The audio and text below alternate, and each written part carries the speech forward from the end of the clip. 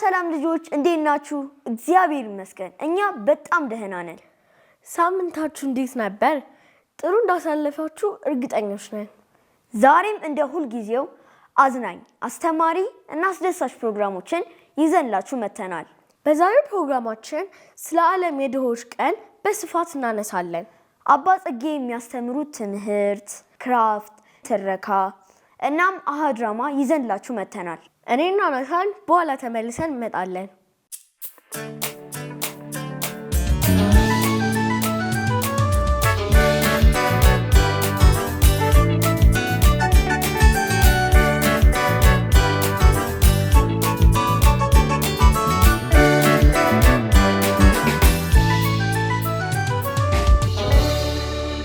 የተከበራችሁ ልጆች የተወደዳችሁ እንዴት ናችሁ? ደህና ናችሁ ወይ? እግዚአብሔር ሰላም ፍቅር ይብዛላችሁ እላችኋለሁ። ባለፈው ሳምንት እንደምታስታውሱት ስለ ሞቱት ነፍሳት የሚጸልይበት ቀን ነው። እሱንም አገናኝተን የቅዱሳን ቀን ብለን ስናስተነትን ቆይተናል። እሱን እንዳረሳችሁና ስለ ሞቱት ነፍሳት፣ ስለ ዘመዶቻችሁ፣ ስለ አያቶቻችሁ፣ በአጠቃላይ ስለ ሞቱ በንስሐ ቦታ ስለሚገኙት ነፍሳት እንደጸለያችሁ ተስፋ አድርጋለሁ። ሁሌም በጸሎታችሁ ይህን ማድረጋችሁን ደግሞ እንዳትዘናጉ ብዬ አደራላችኋለሁ። ዛሬ ደግሞ ከእናንተ ጋር ልንማማር የመጣ ነው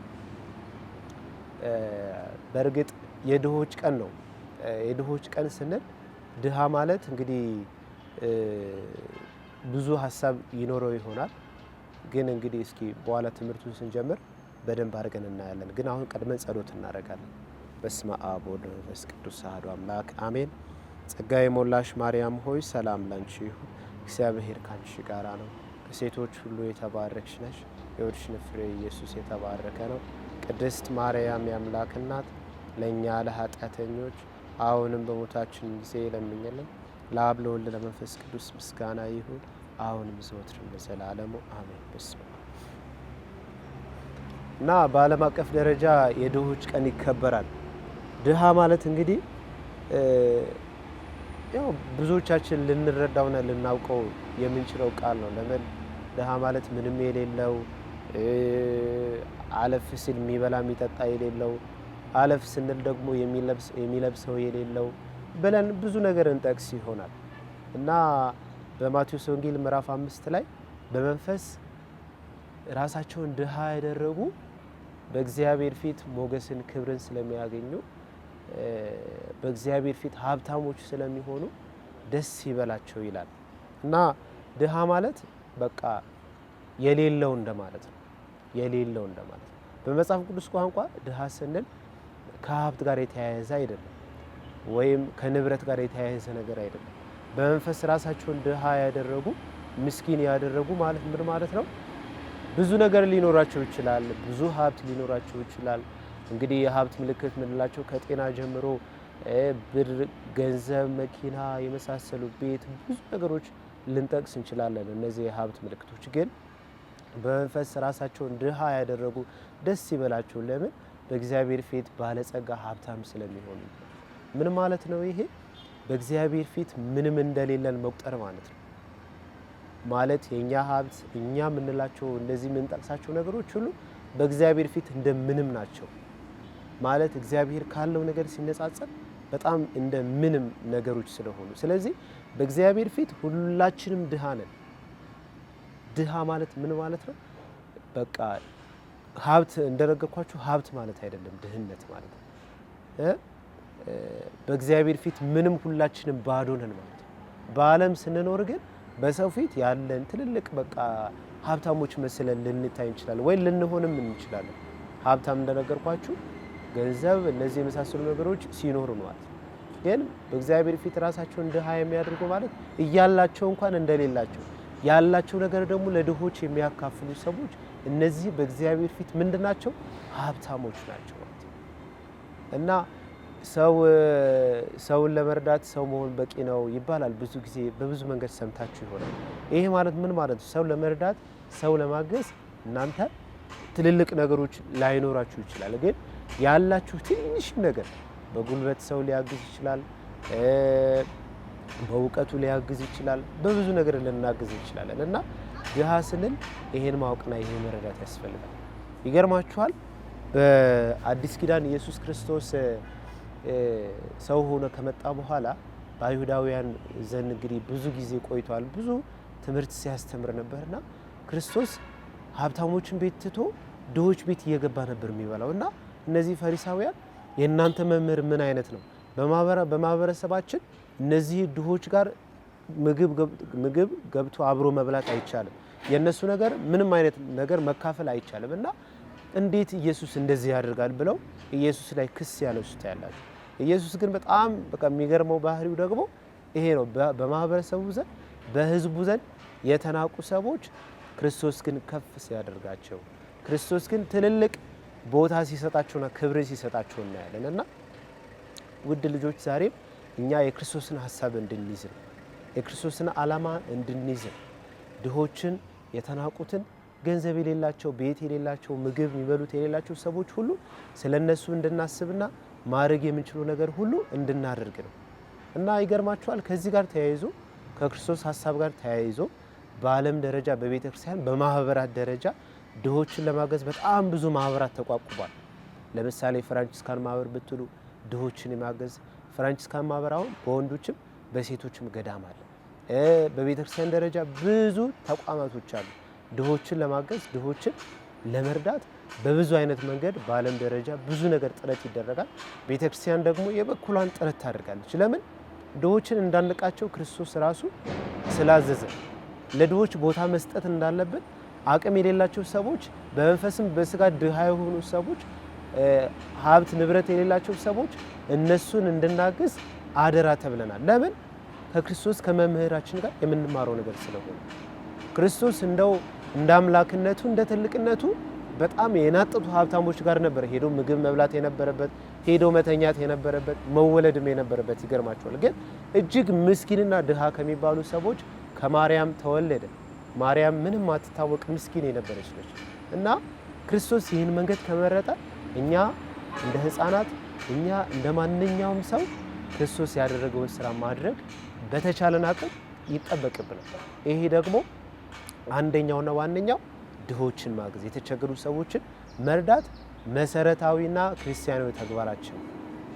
ስለዚህ በካቶሊክ ማህበራዊ አስተምሮ ደግሞ ድሆችን መበደል እጅግ ትልቅ ኃጢአት እንደሆነ ደግሞ ታስተምራለች። ላስታውሳችሁና በትምህርተ ክርስቶስ አራቱ ታላላቅ ኃጢአት ከሚባሉት አንደኛው ይሄ የድሆችን ገንዘብ መብላት ወይም ድሆችን መበደል።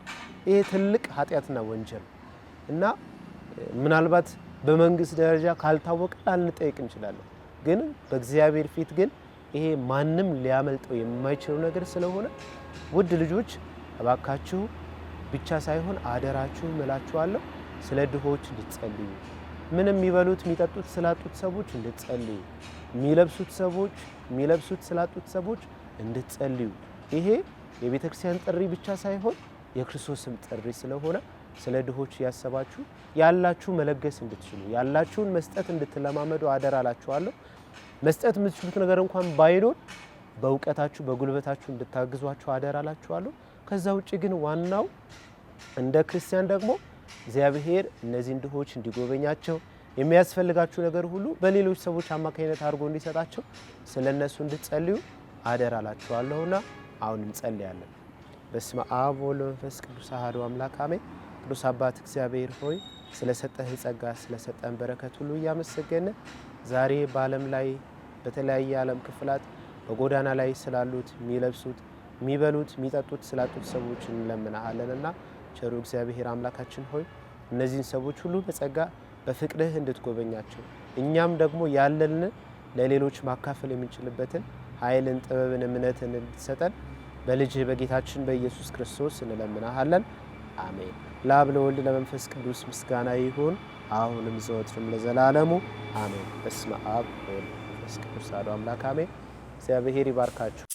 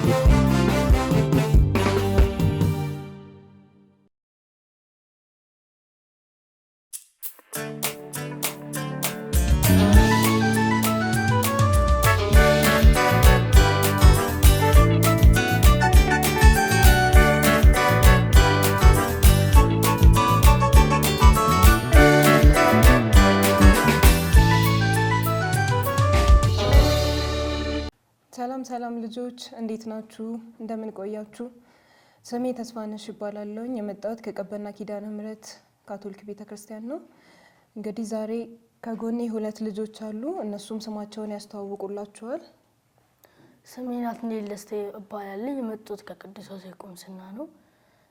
ክፍሌ 5ኛ ክፍል። ስሜ አሜን ኢያሱ ይባላል። የመጣሁት ከቅዱስ ዮሴፍ ነው። እሺ ልጆች እንግዲህ ዛሬ የምናቀርብላችሁ የማርያምንና የኢየሱስን እንዴት አድርገን በቤታችን ባለን ነገር ከለር ወረቀቶችን በመጠቀም እንዴት መስራት እንደምንችል ነው። ለምሳሌ ወይም ለሳምፕል ያክል ይሄንን ሰርተን ነበረ።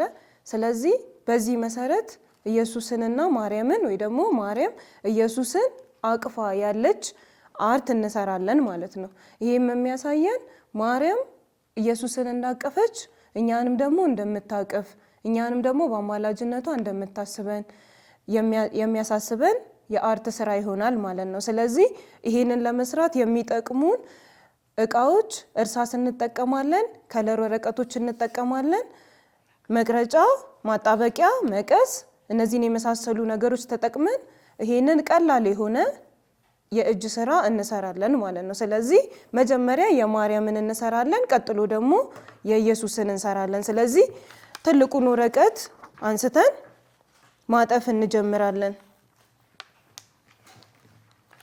እንደዚህ አድርገን በቀጫጭኑ እያጠፍን በተቃራኒ በኩል ደግሞ ያዞርን እናጥፋለን ማለት ነው።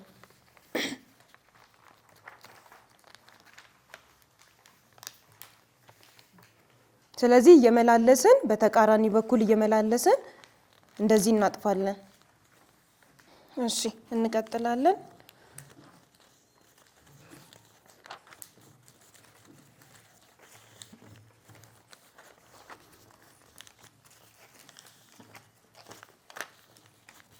እስከ መጨረሻው ድረስ እንደዚህ እያደረግን አጥፈን እናስተካክላለን ማለት ነው። በጣም ቀላል ነው።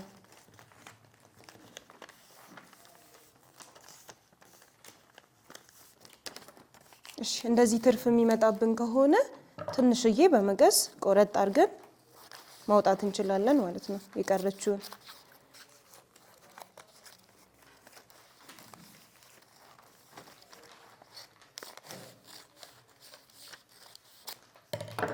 እሺ ልጆች ወረቀታችን በዚህ መልኩ ተዘጋጅቶ አልቋል ማለት ነው። እንደዚህ ዚግዛግ የሚመስል አይነት ሆኖ እንደዚህ ተዘጋጅቶ አልቋል። ስለዚህ አሁን ምን እናደርጋለን? እሺ ይሄንን የሚተርፈውን ትንሽ በመቀስ እንቆርጣለን ማለት ነው።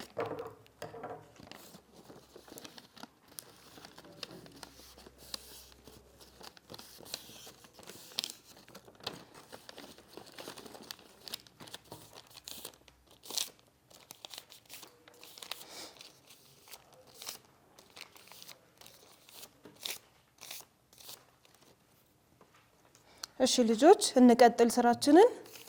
እንደዚህ ዚግዛግ አድርገን ካዘጋጀን በኋላ እኩል ቦታ እናጥፈዋለን። መሃል ላይ እታቹን እኩል እንዲሆንልን አድርገን እኩል ካደረግን በኋላ እኩል ቦታ አጥፈን እናስተካክለዋለን በዚህ መልኩ።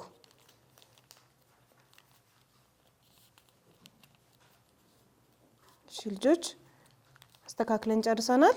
ስለዚህ አሁን ምን እናደርጋለን? በዚህ ባዘጋጀነው ትንሽዬ ገመድ ወይ ደግሞ ማሰሪያ ሆና ለምታገለግለንን ወይም ክር መሆን ይችላል። ክር ተጠቅመን እዚች ጋር ትንሽ ወደ ላይ ከፍ ካለን በኋላ እናስረዋለን ማለት ነው።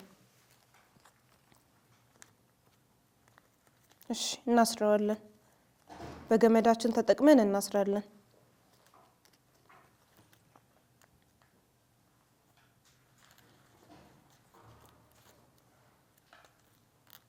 ጎን ላይ ከፊት ለፊት ውበቱ እንዳያበላሽብን ከጎን አድርገን ስር እናደርጋለን፣ ደጋግመን እንዳይፈታ አድርገን።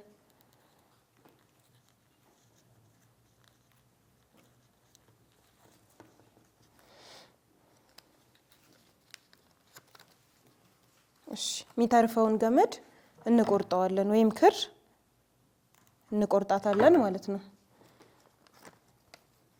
ስለዚህ እችኛዋን ከላይ ትንሽዬ ያስቀረናት ቦታ ምንድናት? የጭንቅላት የምትሆነን ቦታ ነው ማለት ነው። ወይም ደግሞ ፊት የምናስቀምጥባት ቦታ ናት ማለት ነው።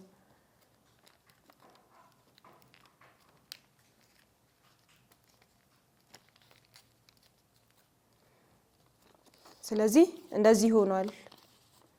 እንደዚህ ይሆንልናል ማለት ነው። ከዛ በመቀጠል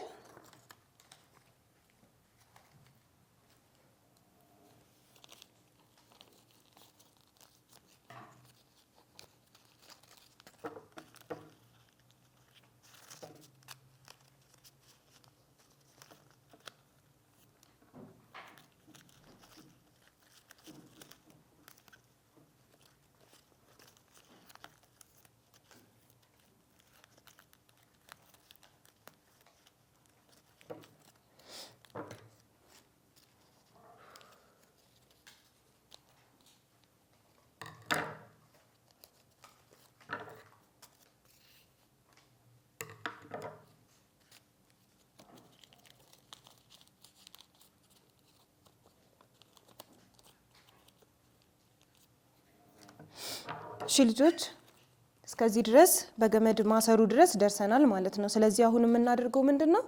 ይሄ አንድ ላይ እንዲጣበቅ እናደርገዋለን። ይሄ የተለያየ ስለሆነ እዚህኛው ላይ ማጣበቂያችንን እንቀባና ይሄ ሁለቱን አንድ ላይ ተጣብቆ እንደዚህ እንዲሆንልን እናደርገዋለን። ለዚህ ማጣበቂያችንን በግሉ አድርገን እናጣብቃለን።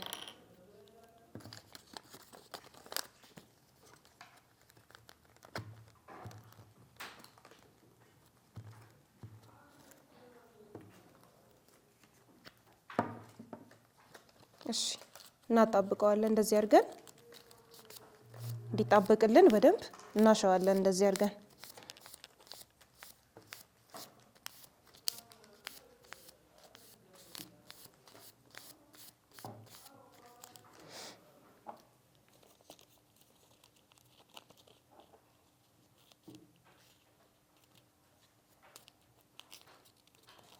እንደዚህ ማሸት እንዲጣበቅ እንደዚህ አድርገን ጎበዞች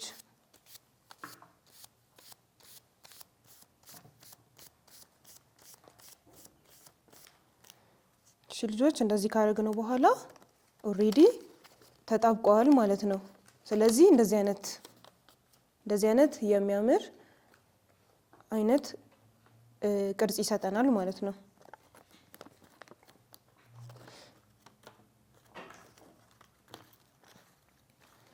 እሺ ልጆች አሁን ይሄንን ከጨረስን በኋላ ምንድነው የምናደርገው? የማርያምን ጨረስን ማለት ነው። አሁን ደግሞ የምንሰራው የኢየሱስን ይሆናል ማለት ነው።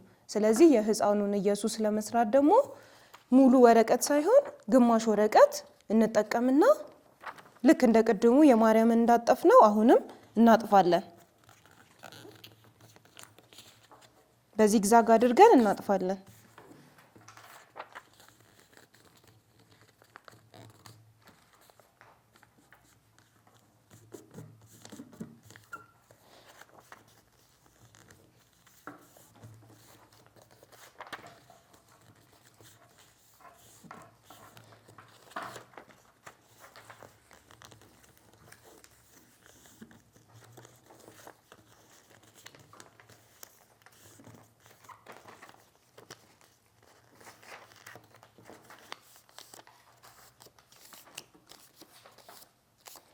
ልክ እንደ ቅድሙ አሁንም እንደዚህ የሚተርፍብን ከሆነ እቺን በመቀስ መቁረጥ እንችላለን።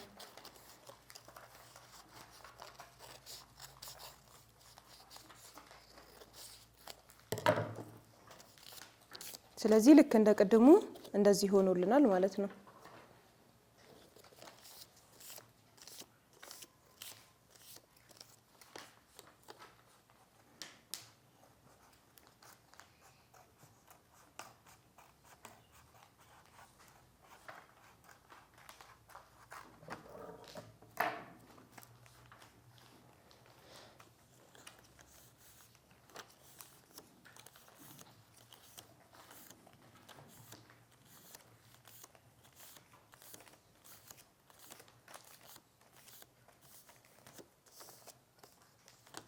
እሺ ልጆች በደንብ እንትን እንዳይል እንደዚህ አድርገን እናሻዋለን፣ ወደ ላይ እናስተካክለዋለን ማለት ነው።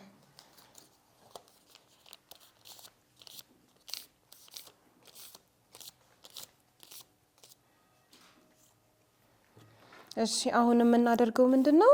ልክ እንደ ቅድሙ የማርያም እንዳጠፍ ነው። ይሄንንም እኩል ቦታ እናጥፈዋለን። እኩል ቦታ አድርገን እናጥፈዋለን። ከዛ ካጠፍንና እኩል ከሆነልን በኋላ አሁንም ገመድ ወይም ክራችንን በመጠቀም መሃሉን እናስራለን።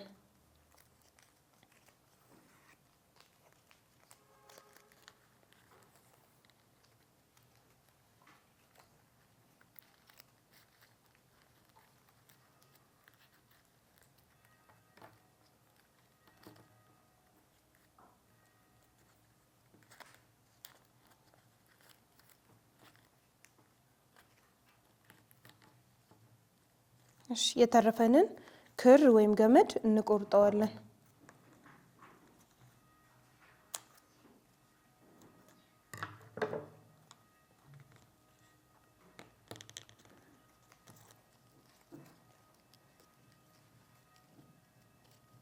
ልጆች የህፃኑን ኢየሱስ ስለሆነ የምንሰራው ፊቱን ትንሽዬ እናደርጋለን። እንደ ማርያም ትልቅ ሳይሆን ትንሽ ከዛ አነስ ያለ አድርገን እንደዚህ እናስተካክላለን።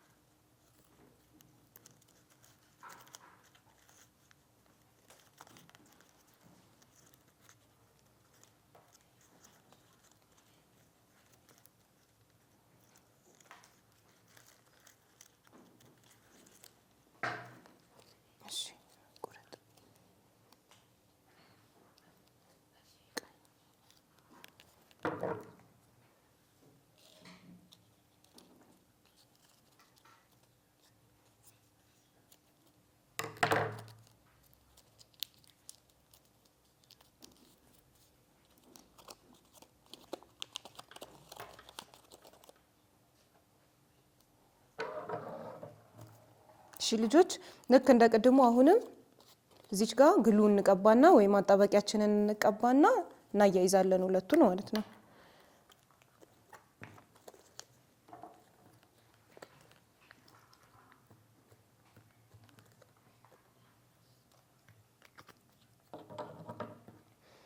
ከዛ በደንብ እንዲጣበቅ ሁለቱ በደንብ እንዲያያዝልን በደንብ እንደዚህ አድርገን እያሸን እናያይዘዋለን ማለት ነው።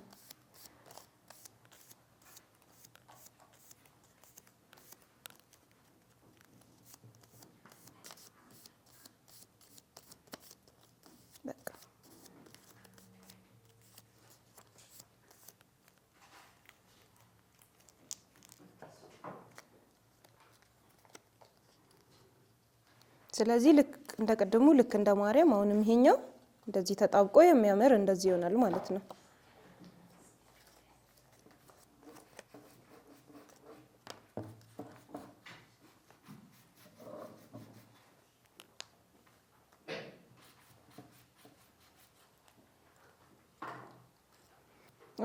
ስለዚህ አሁን ምንድነው የምናደርገው? አሁን እየጨረስን ነው ስራችንን ማለት ነው። አሁን የምናደርገው ለማርያምና ለህፃኑ ኢየሱስ ፊታቸውን ወይም ደግሞ እዚህ ጋር የሚሸፍነውን በክብ አድርገን ወረቀታችንን ቆርጠን ፊት እንሰራለን ማለት ነው።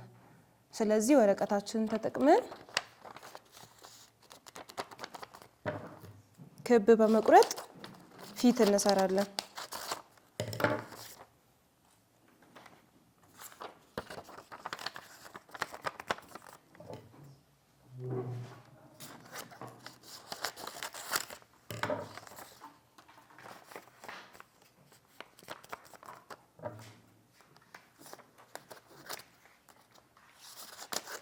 ስለዚህ ወረቀታችን ክብ ሆኖ እንዲወጣልን አንድ እንደዚህ አነስ ያለች 4 ማዕዘን ወረቀት ካዘጋጀን በኋላ እንደዚህ እናጥፍና ከዛ ድጋሚ ደግሞ ወደ ጎን እናጥፋታለን። ወደ ጎን እናጥፋለን። ከዛ በኋላ እርሳሳችንን በመጠቀም ከርቭ ነገር እንስላለን እንደዚህ አድርገን። ስለዚህ መቁረጥ እንችላለን ማለት ነው። ከዛ አሁን ትክክለኛ የሆነ ክብ ይወጣልናል።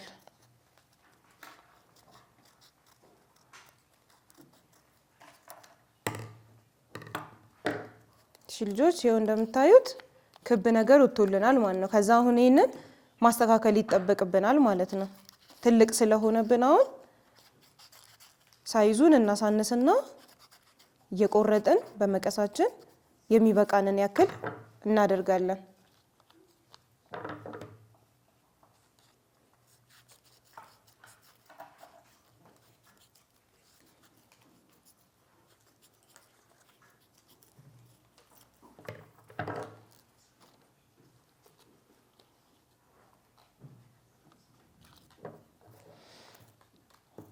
ለህፃኑም ኢየሱስ በተመሳሳይ ትንሽዬ ክብ እንቆርጣለን ማለት ነው።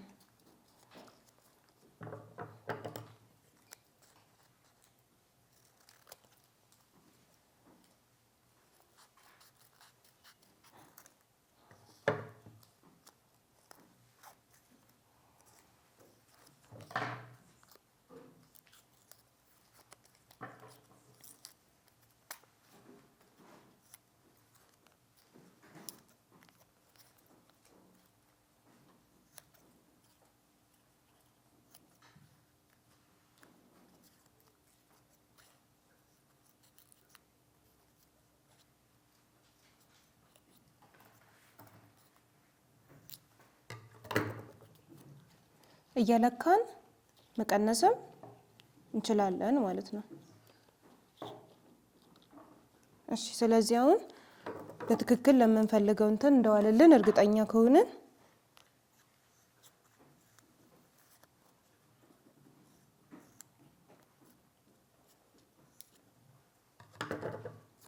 እሺ ለሕፃኑም ኢየሱስ ለማርያምም ቆርጠን ጨርሰናል ማለት ነው። እሺ ልጆች ሁለቱን ክብ እንደዚህ አድርገን የፊት ቅርጽ የሚመስል እንደዚህ ካዘጋጀን በኋላ ትንሽና ትልቅ አድርገን ካዘጋጀን በኋላ አሁን ደግሞ ዓይንና ፊት ላይ ያሉትን የሚሳሉትን ነገሮች በሙሉ እናስቀምጣለን ማለት ነው።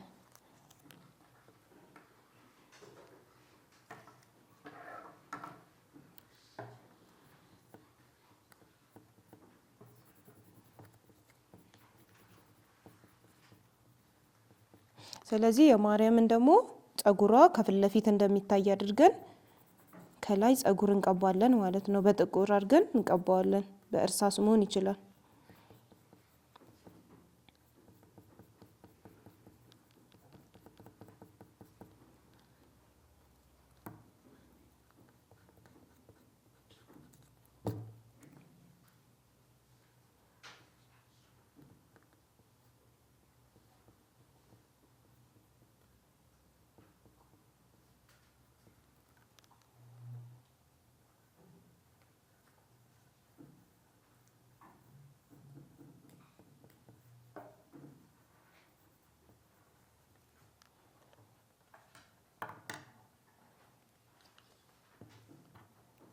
የኢየሱስን ደግሞ ዓይንና ዓይን ዩ በሚመስል ቅርጽ እንሰራና እንዲሁም ደግሞ አፍ እንስላለን ማለት ነው።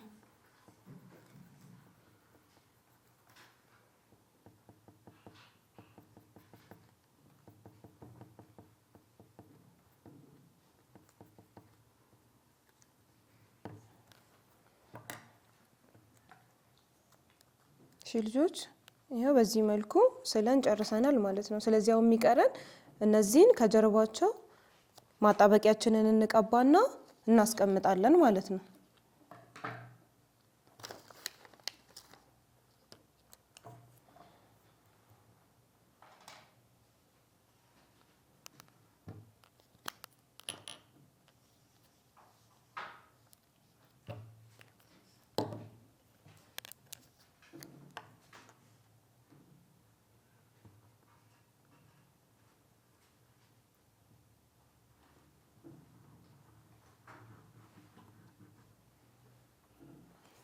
እሺ ልጆች ስለዚህ በዚህ መልኩ በጣም በሚያምር ሁኔታ የኢየሱስን የሕፃኑን ኢየሱስና የማርያምን ክራፍት እንደዚህ አድርገን ሰርተናል ማለት ነው። በዚህ መልኩ ሰርተናል ማለት ነው። ስለዚህ በማጣበቂያችን በደንብ ይሄ እንዲያያዝልን እናጣብቀዋለን።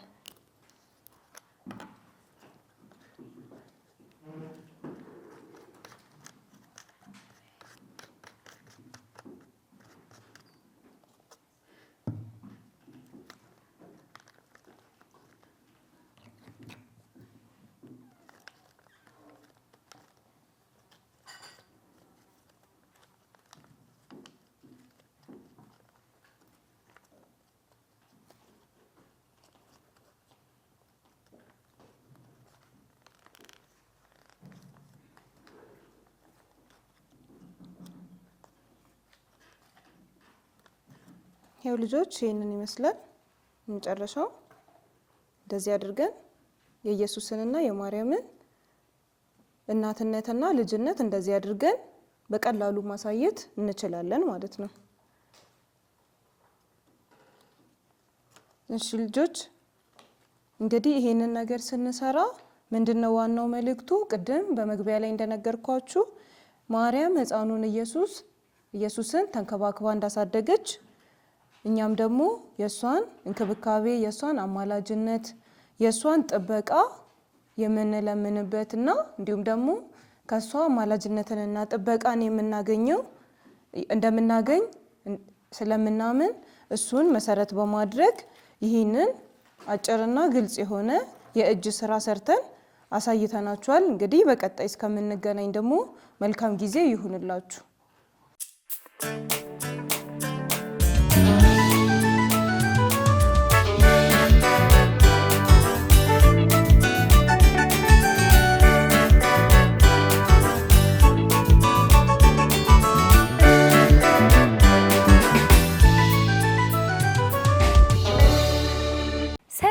ጓደኞቼ እንደምን አላችሁ? እኔ ፍቅር አብይ ነኝ። እንደተለመደው በሰላም ካቶሊክ ቴሌቪዥን በሚዘጋጀው የልጆች ፕሮግራም መንፈሳዊ ታሪክ ይዤላችሁ መጥቻለሁ። ልጆች የዛሬው ፕሮግራማችን ርዕስ ህዳር 7 ቀን የሚከበረው የዓለም የድሆች ቀን ነው። ፖፕ ሊዮ 14ኛ ለዚህ ቀን ያስተላለፉትን መልእክት አዘጋጅቼላችኋለሁ። በደንብ ሊያስረዳችሁ የሚችል የምትወዱት ትረካ ቀርብላችኋለሁ። ርዕሰ ሊቃነ ጳጳሳት ፍራንቺስኮስ ቤተክርስቲያን ለተለያዩ የድህነት አይነቶችን መፍትሄ እንድትሰጥ ለማበረታታት በ2017 የዓለም የድሆች ቀን እንዲከበር አደረጉ። ክርስቲያኖችና ሁሉም ሰዎች እንዲሳተፉ፣ ሰዎች ከድህነት ጋር ከሚኖሩት ጋር እንዲገናኙ እና የድህነት አዙሪትን ለማስቆም እንዲሰሩ የማበረታቻ ጊዜ ነው። በድህነት የሚሰቃዩትን ህይወት በመመልከት ፖፕ ሊዮ 14ኛ ክርስቲያኖች በዚህ ዓመት ችግረኞችን ለመደገፍና ለመርዳት አዳዲስ ሀሳቦችን በማምጣት ሰዎች ሁሉ እንዲተባበሩ ተስፋ እንዳላቸው ገልጸዋል። ሰዎች ስራ፣ ትምህርት፣ መኖሪያ ቤት እና ጤና ማግኘት እንዲችሉ ጦርነቶች ሁሉ ፈጽሞ ማቆም አለባቸው። ድሆች ምንም እንኳን በቂ ገንዘብና ለኑሮ አስፈላጊ የሆነ መሰረታዊ ነገሮች እንኳን ባይኖራቸውም ብዙውን ጊዜ ጥልቅና ዘላቂ የሆነ ተስፋን የሚያንጸባርቁ ናቸው። በስልጣንና በሀብት ለደህንነታቸው አይተማመኑ። ተስፋቸው የግድ በሌላ ቦታ መፈለግ አለበት። ፖፕ ሊዮ በዘንድሮ የድሆች ቀን በመልእክታቸው እኛም ከጊዜያዊ ተስፋዎች ወደ ዘላቂ ተስፋ የምንሸጋገረው በጣም የከፋው የድህነት አይነት እግዚአብሔርን አለማወቅ ነው። ለእምነትም ልዩ ቦታ ላላቸው ድሆች መንፈሳዊ እንክብካቤ ሊነፈግ አይገባም ብለዋል። ፖፕ ሊዮ ድህነትን ለማጥፋት ብዙ ሰው መተባበር እንዳለበት የቤተ ክርስቲያንን የቆየ ትምህርት ነው ይላሉ። ድህነት ሊታረሙና ሊወገዱ የሚገቡ ዋና ዋና ምክንያቶች አሉት ሲሉ ጽፈዋል። ለስራ፣ ለትምህርት፣ ለመኖሪያ ቤትና ለጤና እንክብካቤ የቤተ ክርስቲያናችን ቁርጠኛ ሆና መታገል እንዳለባት አስተምረዋል። ብዙ ጊዜ ችላ የሚባሉትን እንደ የአረጋውያን መርጃዎች፣ የምግብ ማዕከላትና አነስተኛ ገቢ ላላቸው ተማሪዎች ትምህርት ቤቶች የተስፋ ምልክቶች ናቸው። ድሆች ለቤተ ክርስቲያን የምንወዳቸው ወንድሞቻችንና እህቶቻችን ናቸው። ከወንጌል እውነት ጋር ያገናኙናል። ፖፕ ሊዮ እንደ ቅዱስ አውጉስጢኖስ ከልግስና ይልቅ ፍትህን አሳስበዋል። ለተራበ ሰው ዳቦ ትሰጣለህ፣ ነገር ግን ማንም ባይራብ ይሻላል ይላሉ። ፖፕ ሊዮ ሁሉንም ነገር አጽናኝ ለሆነችው ለማርያም አደራ በመስጠት ሁላችንም የተስፋ መዝሙር እንድንዘምር ጋብዘውናል። አቤቱ ተስፋችን በአንተ ነው፣ መቼም ቢሆን በከንቱ ተስፋ እናደርግም። ውድ ልጆች የዛሬን ትረካ እንደወደዳችሁ ተስፋ አደርጋለሁ። ድሆች ለእግዚአብሔር ቅርብ ናቸው፣ ተስፋቸው እግዚአብሔር ነውና ሁላችንም ድህነትን ለማጥፋት ድሆችን ለመደገፍ ተስፋ እንድናደርግ ፖፕ ሊዮ የመከሩንን ተግባራዊ እንድታደርጉ ጋብዛችኋለሁ።